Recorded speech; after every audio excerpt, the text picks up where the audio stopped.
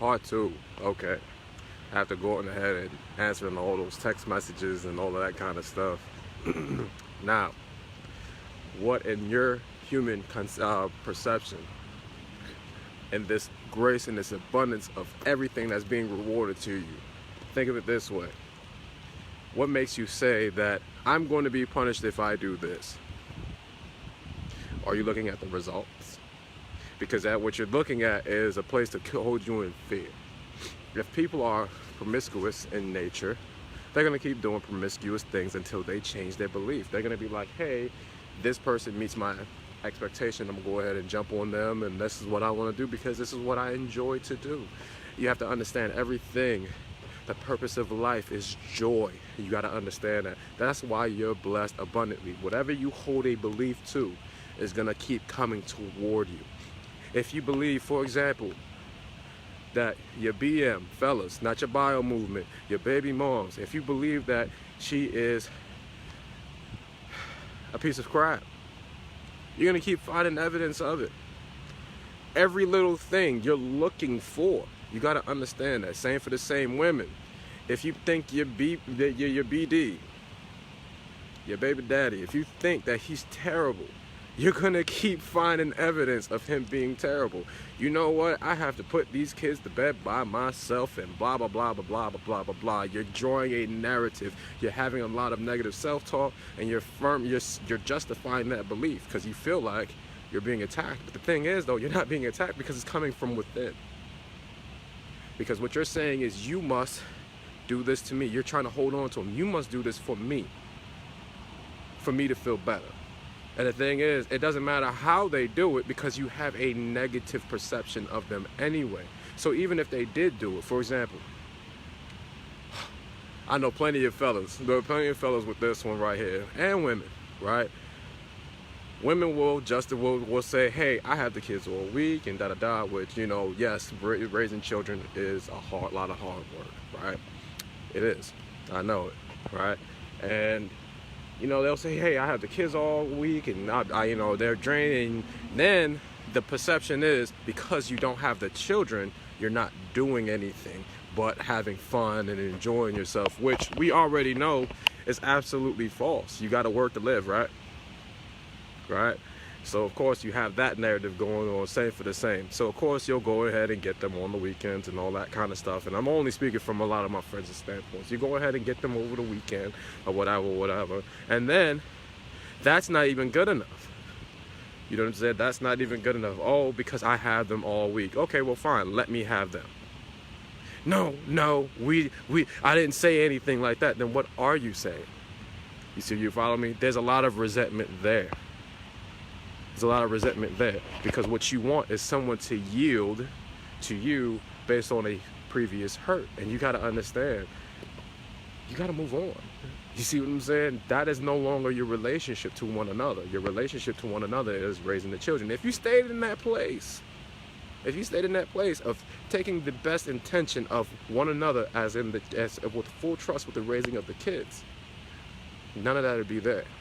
But you see, something is introduced based on wanting someone to have bondage or submission over the other. That's really where it's at. A lot of people in that situation, you know, say, I want you to treat me better than what you're treating me. And in fact, you're going to keep finding, for example, because you hold this belief that this person is not treating you better or good at all, you're going to keep finding evidence of this person not treating you well. But the idea is you're overlooking the whole part of they're trusting you with the lives of people that came from you. If we start there, surely you can find the other mutual grounds. Hey, I want to do this for the kids. You know, you're invited. Cool. I'm not worried about anything else that they got going on. You see what I'm saying?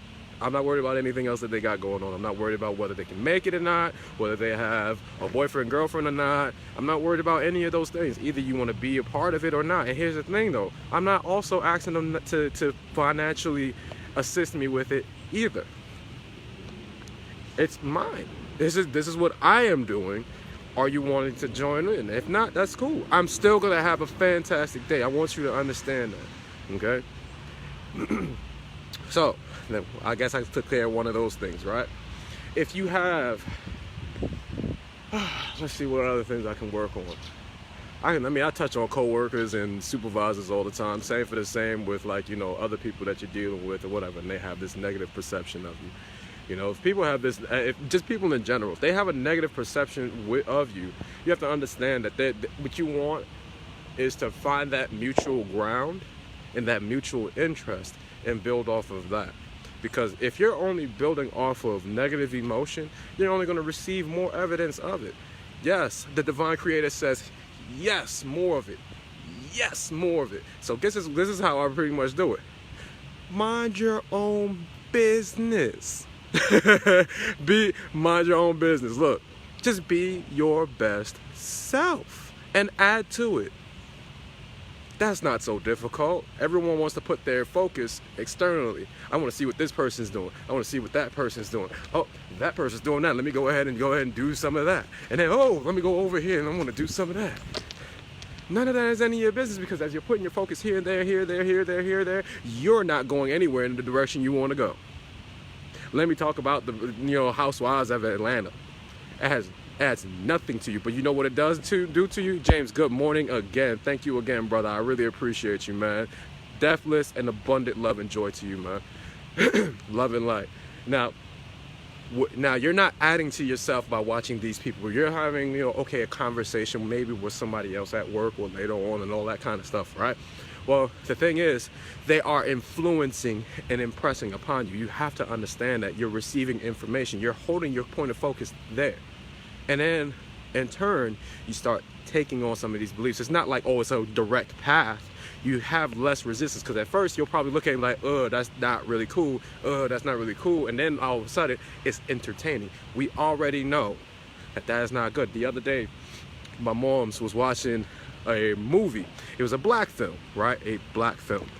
And it was crazy to me because in every damn scene, and I hated this one. I hate to use hate, but I hated this. In every scene, the black people that was in family were always arguing, was always arguing, always had some kind of drama going on, you know what I mean? And they were churchgoers too, and that was and like all of these different things, and it was like, I felt like trash I wasn't listening to it, but every time it was,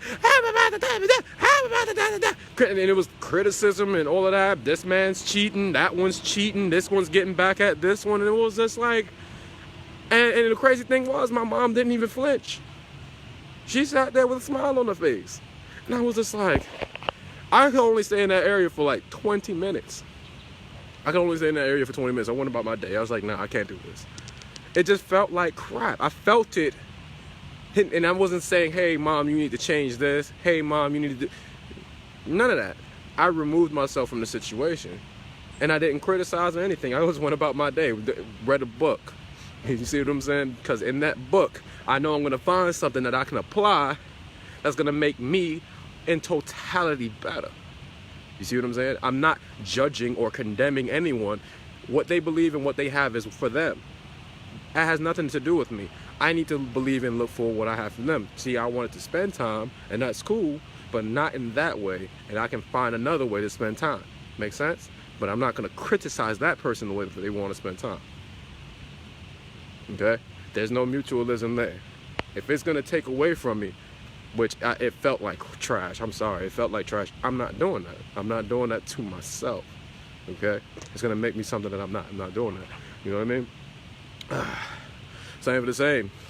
Any kind of argument. If people are trying to constantly come at you and buffet you and berate you and degrade you, right? Gift of absence.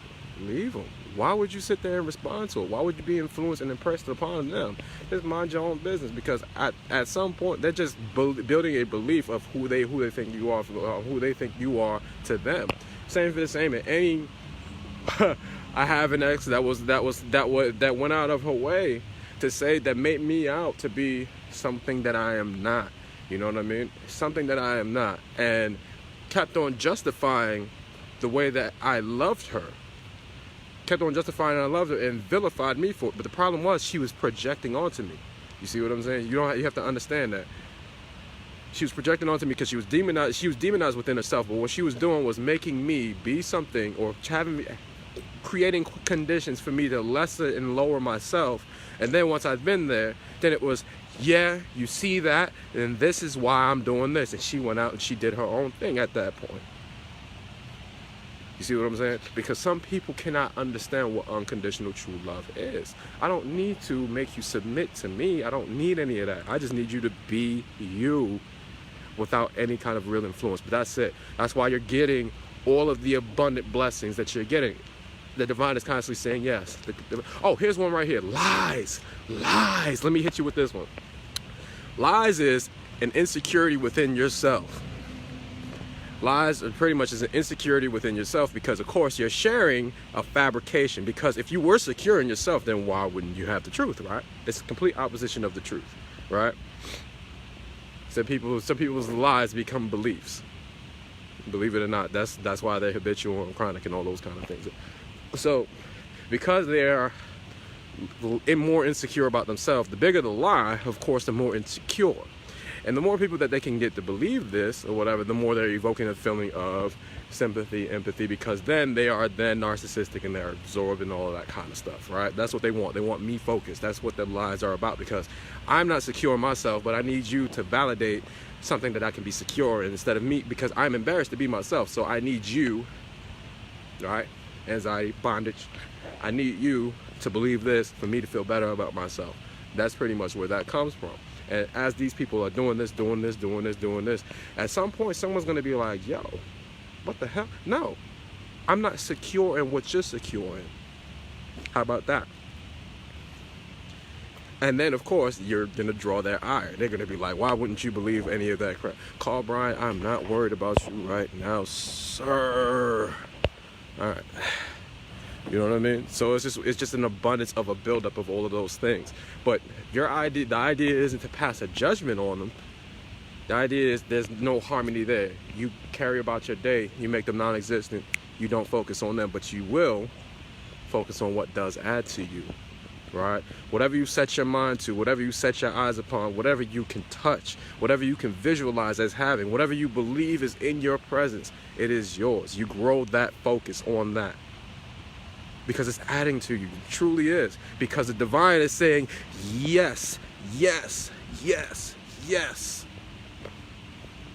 Reverse engineer where you want to be. Do me that favor. Reverse engineer. I don't care what it is that you want to be. I don't care what it is that you want to do. I don't care what it is that you want to have. Do that favor for me. Have it, right? See it. See what you want. See it, right? See it. Put it out there. Start to reverse engineer it. Believe that you have it, right? Believe that you have it and consume yourself with it, because now you're going to only produce. Because the divine creator says yes, yes, yes, yes. There's never a no. There's no assertion in results. I want you to understand that. But anyway, that's it. For real, it's your boy Coach Jay, sending y'all on this lovely weekend. Mine's is cold and rainy, but it's all good. I'm in a lovely Midtown Atlanta, you know what I mean? We always got all this nice foliage and all that kind of stuff, you know what I mean? But anyway, I love each and every last one of y'all. Have a fantastic weekend. Always reach out to me, man. I love the responses and replies, man. And yeah, let's tell the world, get some, you know what I mean? Later.